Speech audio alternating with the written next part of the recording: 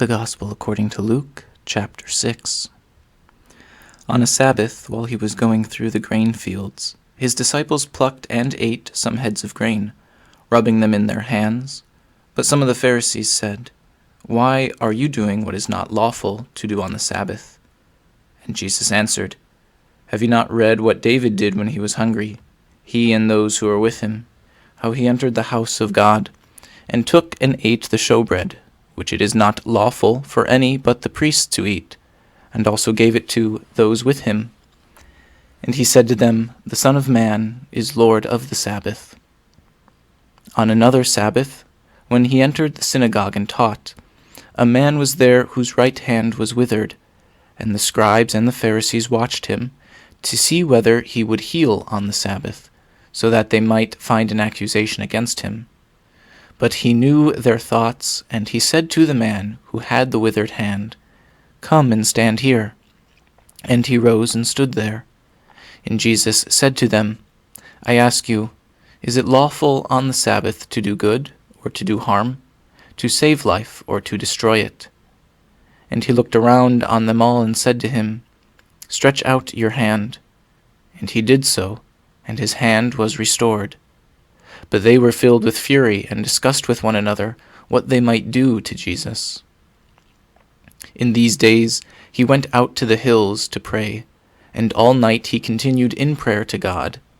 And when it was day, he called his disciples, and chose from them 12, whom he named apostles: Simon, who he named Peter, and Andrew his brother, and James and John, and Philip and Bartholomew, and Matthew and Thomas, and James the son of Alphaeus, and Simon who was called the Zealot, and Judas the son of James, and Judas Iscariot, who became a traitor.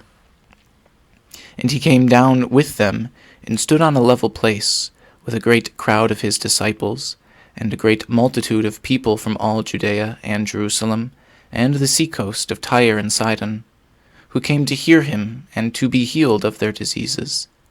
And those who were troubled with unclean spirits were cured. And all the crowd sought to touch him, for power came forth from him and healed them all. And he lifted up his eyes on his disciples and said, "Blessed are you poor, for yours is the kingdom of God. Blessed are you that hunger now, for you shall be satisfied.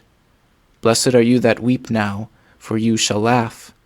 Blessed are you when men hate you, and when they exclude you, and revile you, and cast out your name as evil on account of the Son of Man. Rejoice in that day, and leap for joy, for behold, your reward is great in heaven.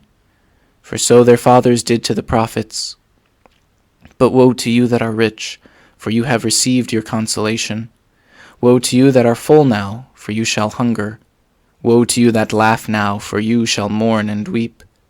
Woe to you when all men speak well of you, for so their fathers did to the false prophets. But I say to you that hear, love your enemies, do good to those who hate you, bless those who curse you, pray for those who abuse you. To him who strikes you on the cheek, offer the other also, and from him who takes away your cloak, do not withhold your coat as well. Give to everyone who begs from you, and of him who takes away your goods, do not ask them again. And as you wish that men would do to you, do so to them. If you love those who love you, what credit is that to you? For even sinners love those who love them. And if you do good to those who do good to you, what credit is that to you? For even sinners do the same.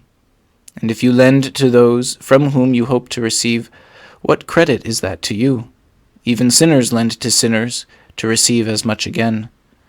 But love your enemies, and do good and lend, expecting nothing in return. And your reward will be great, and you will be sons of the Most High. For he is kind to the ungrateful and the selfish. Be merciful, even as your Father is merciful. Judge not, and you will not be judged. Condemn not, and you will not be condemned. Forgive, and you will be forgiven. Give, and it will be given to you. Good measure, pressed down, shaken together, running over, will be put into your lap. For the measure you give will be the measure you get back. He also told them a parable. Can a blind man lead a blind man? Will they not both fall into a pit? A disciple is not above his teacher, but everyone, when he is fully taught, will be like his teacher.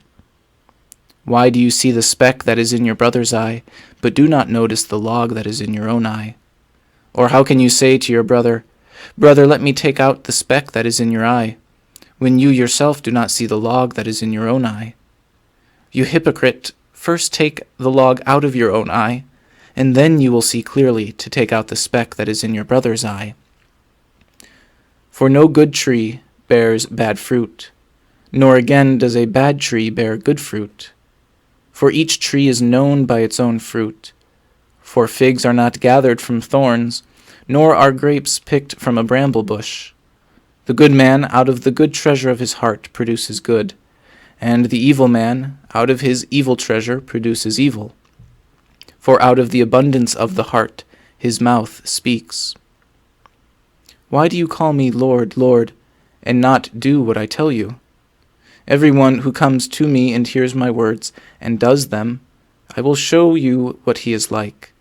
He is like a man building a house, who dug deep and laid the foundation upon rock.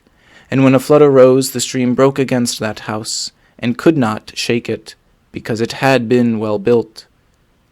But he who hears and does not listen to them is like a man who built a house on the ground without a foundation, against which the stream broke, and immediately it fell, and the ruin of that house was great.